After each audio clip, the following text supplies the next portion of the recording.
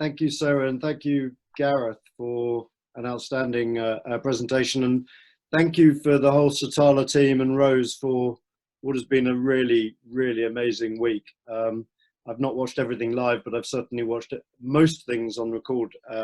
So well done. And I guess that's one of the benefits of coming last. You get to see everybody else's first.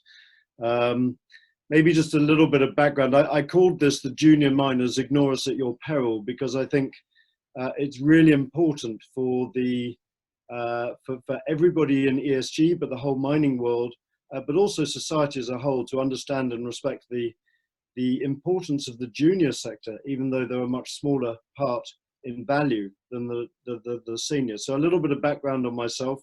I have 25 years in the mining finance world.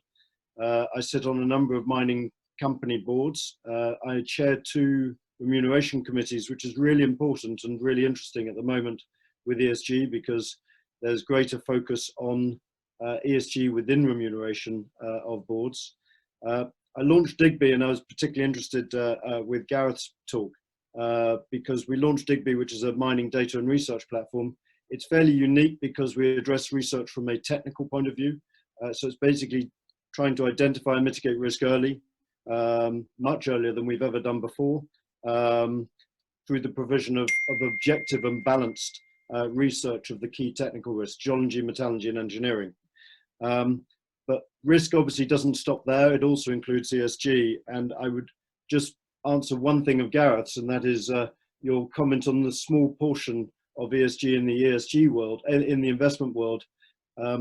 I would say that that has fundamentally changed in the last 18 months to 2 years, not just in the world as large, but particularly in mining. And I think really this talk almost kind of brings that point together as to where we've gone. So I was asked to present from the perspective of the investor, and much of the discussion this week has been on these bigger companies and the supply chains that come out of the big producers. Not Estelle's presentation, which was so fascinating at the other end of the spectrum, and certainly has more than a few thousand people involved under her watch. And what I think is interesting is a lot of people might or may not be totally aware that there's actually 4,000 public mining companies, and I suspect the same again in terms of private companies which relate to junior exploration. And why do I bother relating to this section? The clear dominance of value, and therefore ESG pollution, or pollution generally, and impact on society is obviously related to a much smaller number of companies at the top who are in production. But producers deplete their asset base each year by production and through production. Very rarely do they fund their own exploration to replace those resources which they effectively produce. And therefore they rely on the ingenuity, the bravery in many cases, and I don't necessarily mean that from a health point of view, but more from a financial point of view, and high risk of the junior exploration industry to discover and ultimately develop to one stage or another these projects, which ultimately then fills the potential resources to be mined by the majors in the future. The general perception of ESG at the exploration or the early developer stage is could be probably summarized through unnecessary bureaucracy, costs, and an increased risk of or an increased cost of capital. And I think this conference and the wonderful presentations that have shown a common theme for this industry, and largely, and I think there are a lot of other comments that have come on which we need to talk about, particularly the stakeholder word that was so often, certainly in the first 2 days. But largely, I think it could be summarized as we need to come together. We need to improve the culture for society and environment as a whole. We need to present the mining industry in a better light. We need to present it, some of the positives that come out of this, as well as the negatives and the challenges that we see. And we need to advance its processes to give better outcomes for society as a whole. and I was afraid of potentially adding this last bit into it, but I think it's important that this, if we were able to do this, this would improve shareholder returns. Shareholder returns of companies below the major producers really is pretty poor. And sure, we've been in a bad 10-year period with the commodity cycle going against us, but it is not a good place for investment. And if we don't have investment, then the mining ecosystem as a whole dries up. And therefore capital and risk of capital is so important to how we do this. And ESG, as a general comment, is critical to that end result. So let's just step back one step and define what an investor is with regards to mining. It's pretty straightforward, but I think it's important to separate out the 3 or 4 different areas. So first of all, and not in any particular order, debt. So debt generally is long-term, and probably could be said to be the saving grace of the mining ESG world over the last 20 years. Since the Equator Principles largely came out in 2003, they were embedded within almost all debt type of structures in one way, form or another. That's obviously evolved over time. So by and large, debt has incorporated a lot of the requirements which I think people want. Sure, it could be improved, but it's been around for a while. Equity is deeply complicated. It covers such a range of categories which are either relate to very short term, in some cases very, very short term, through to quite long term, but also the pool of capital from private individuals funding some of these exploration stories, all the way through to highly sophisticated private equity and institutional funds. And it's those people at the end which really have accelerated the whole ESG initiative within their requirements of investing in the last 2 to 3 years. From an ESG perspective, I think this equity pool is basically the one which is making the most rapid advance at the moment. It is from a very low base, but as a result of what's happened with society and the comments back from society, it's had a huge influence. Just look at the comments from Mr. Fink at BlackRock. Then there's a new, but quite small, but very focused sector, the royalty and the streaming sector, which has been a critical involvement in particularly the downturn, actually, when perhaps equity investors are not there. The royalty and the streaming industry has really filled a void. And they largely are a group of about 20 or so different organizations, and they have very similar requirements to debt. So ESG has been a pretty central part of their requirements before investment goes out. And again, I can see that increasing at the moment. And then a critical element, again, and often misunderstood when it comes down to this because of the impact this has on the ecosystem, but strategic. So major corporates basically investing in junior companies. And I'll come back to that in a second. So having understood the importance of the junior industry as a whole relative to the mining industry as a whole, and also looking at some of the players that are involved in this, what is the problem and why was I compelled to give this talk today, other than just having a wonderful invitation from the wonderful Sarah. So RMF, Responsible Mining Foundation, which do some wonderful good work, and Pierre did a great speech earlier this week, outlined in their mapping of a total of 43 initiatives which can be incorporated. Now, I think it's fair to say, having looked at a lot of these, none of them can be readily applied to the junior sector. None of them.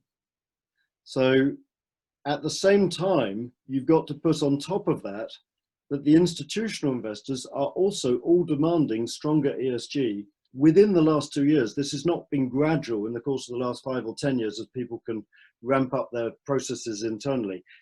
They literally are being told, if you don't incorporate the requirements of what we need you to have, then you're not going to get any investment. And so there is a lack of framework available for a junior mining company to suddenly try and apply itself to improving its well, not only its policies and procedures, but also its culture. Um, the almost the worst thing with regards to the institutional position is that there's no harmonization and no cohesion within the investment community either. The Equator Principles, to some extent, have been superseded by all these other 40 other initiatives. So there's no one area that all these different institutions can now come together. So from a mining company's perspective, there is a complete lack of cohesion with which they can understand how they can apply themselves. That's resulted in confusion, costs, and huge inefficiency. So I have first-hand experience of this. I'm on a number of boards, and I'm going to be a bit tongue-in-cheek at how I go about this. But junior explorer with an interesting mining project moving towards development. Management have a relatively basic knowledge of their immediate requirements with regards to ESG their requirements, let alone their reporting, and the wider ESG requirements. So they pushed back certainly for a year, 2 years, while I was banging my fist on the table to say that we need to certainly up our game here. They therefore Google ESG, they try and work out what it is, and they basically find a completely unstructured environment with no idea of how, what, where, or when. So that's the first-hand experience, and that's leading to a lack of efficiency in trying to take their policies, their procedures, their culture forward for improving the environment, society, and business practice as a whole. So it's imperative that we bring this junior sector on board. We need to encourage management and boards to embrace and ultimately change culture. Many companies are doing wonderful things, and I see that particularly in the current environment with COVID. I'm not particularly looking at any one company, but Adventus, which I just happen to be aware of in Ecuador, has done some fantastic things. They need a reporting structure that can allow them to not report these individual things, but to track their positions and go forward and to be embrace and move that culture forward. It must not, and it really must not be like IFRS in the accounting world, which is hugely complex, or 43101 and JORC and everything, in itself complex, and to some extent the reasons why I started Digby, to allow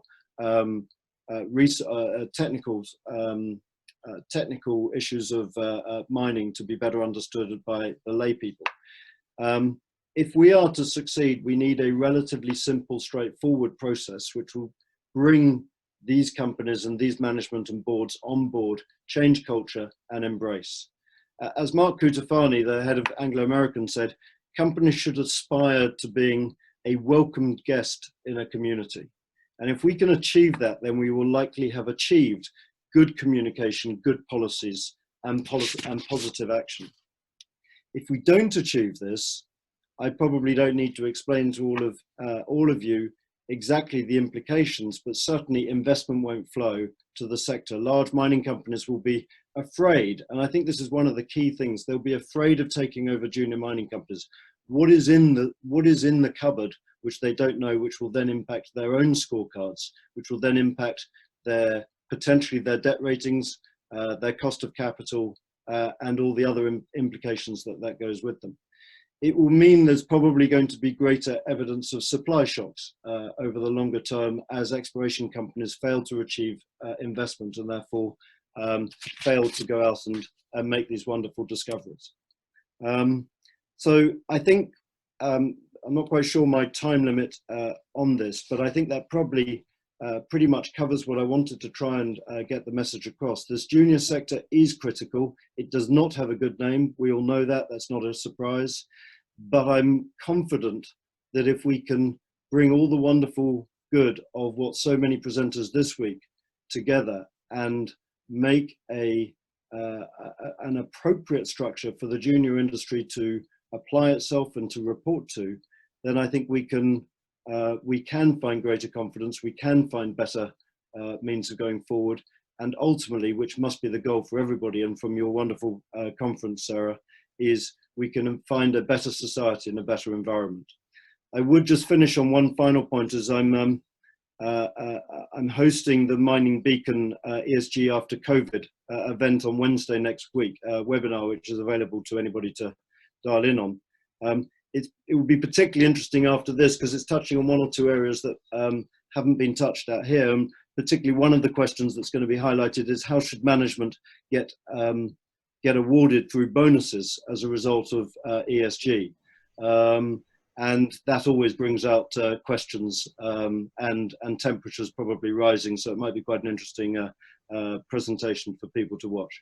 So I'll hand it back to you and happy to answer any questions. Brilliant. Thank you so much, Jamie. That was absolutely fabulous. And thank you so much for bringing a slightly different slant to the week, but also serving to sum up really nicely a lot of what we've heard over the past 5 days. So round of applause from all of us behind our muted microphones.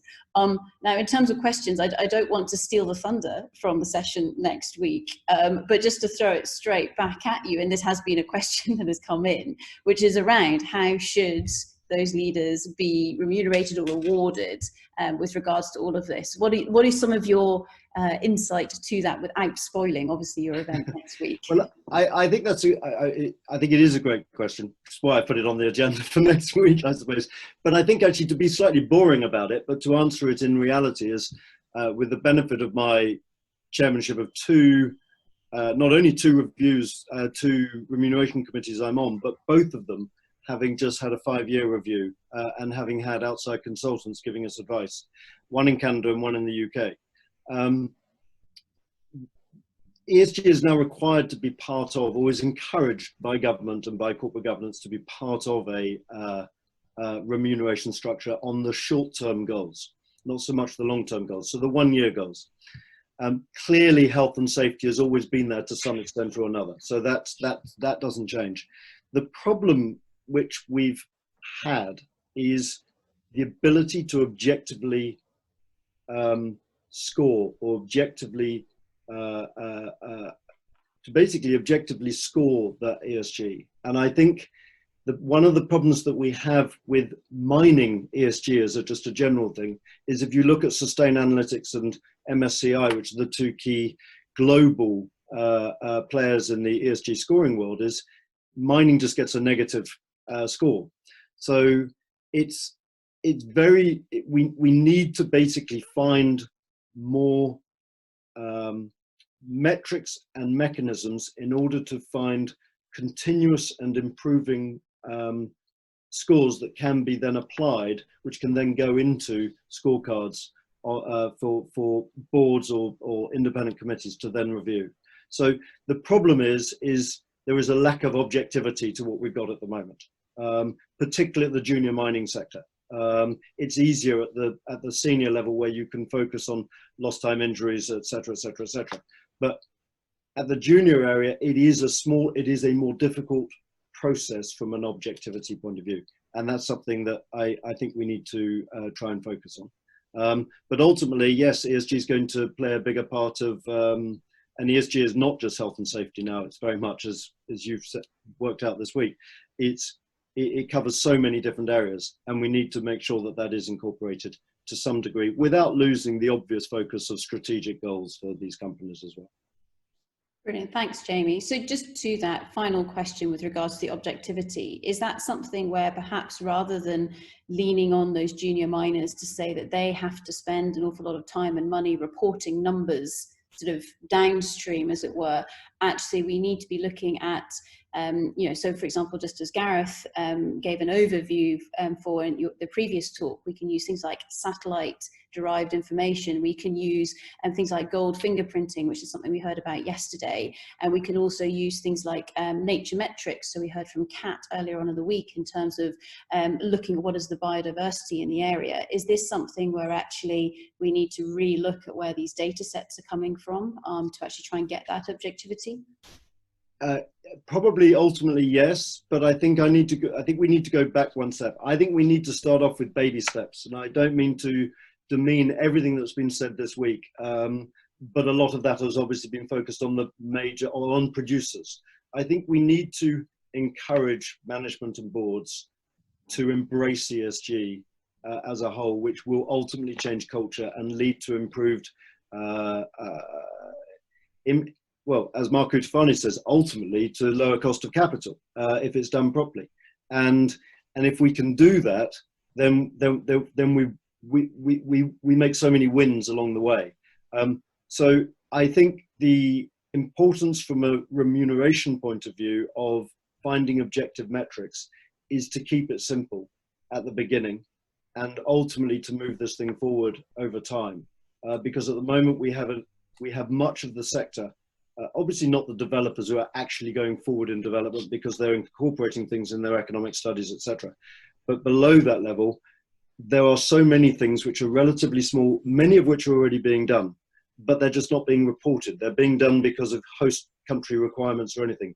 And we just need to basically bring that together in a reporting structure that can be understood better and then tracked year over year, and make it, to come back to your objectivity point of view, if we can have board approval of these things, in other words, there's a weight of responsibility behind this, then I feel as though you can put some weight and some strength and some conviction into this, which allows that objectivity to move forward. But let's not make it too complicated. We're trying to move away from bureaucracy while accepting the fact that we've got procedures and policy to be put in place. Brilliant. Thank you very, very much, Jamie. So round of applause from everybody for the wonderful Jamie Strauss and for your fantastic insights. Thank you. And thank you. Brilliant.